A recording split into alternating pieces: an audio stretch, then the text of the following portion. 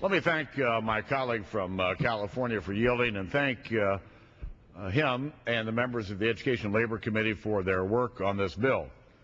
Let me also say it's nice to see the chairman of the Education and Labor Committee here, formerly the ranking member during the 5 years that he and I worked together. And during those 5 years, this bill went nowhere. And it went nowhere for a very good reason.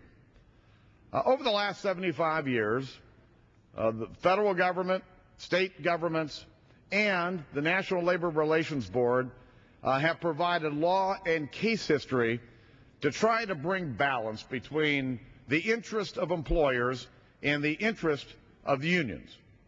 And you go down through this long history, there's a very tumultuous history. But throughout this history, the challenge was to bring balance for workers and their employers.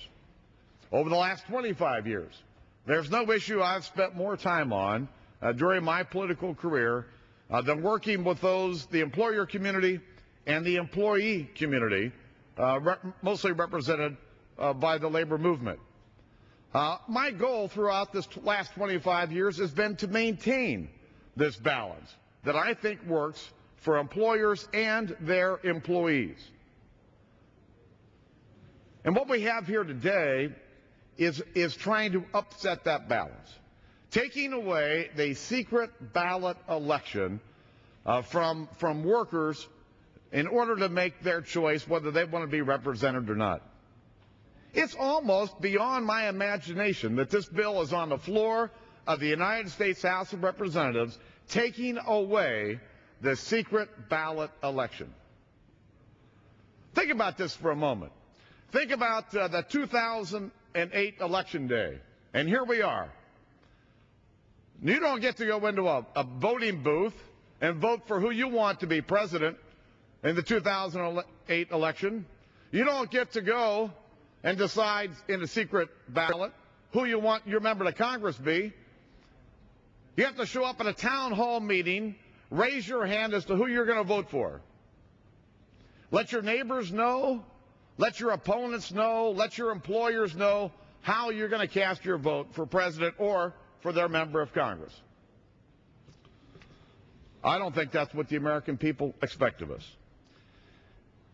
Instead of looking up at the voting booth, you're going to be standing up in front of God and everyone and telling everyone publicly how you voted. That's not what we want of workers. Think about this for a moment. On average, this is a 1990 federal court decision found, and I'll quote, on average, 18% of those who sign authorization cards do not want to join the union. They sign because they want to mollify their friends who are soliciting, because they think the cards will get them their dues waived in the event that the union shall prevail, end quote. There was an earlier study by the National Labor Relations Board. It found that in cases where unions had cards signed by 30 to 50% of the employees, unions only won 19% of those elections.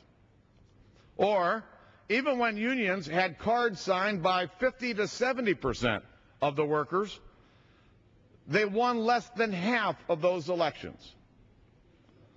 Let's talk about what this really is all about. This bill today is not about protecting American workers.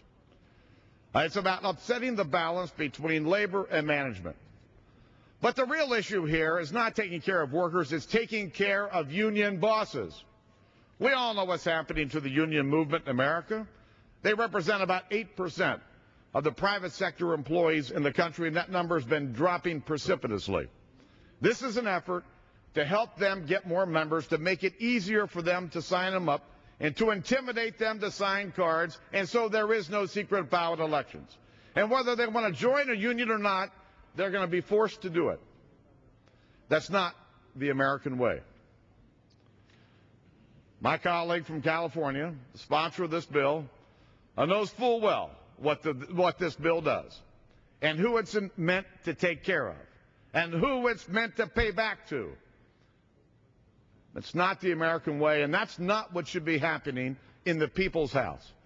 We, as members of Congress, have a responsibility to do what we think is right on behalf of the American people.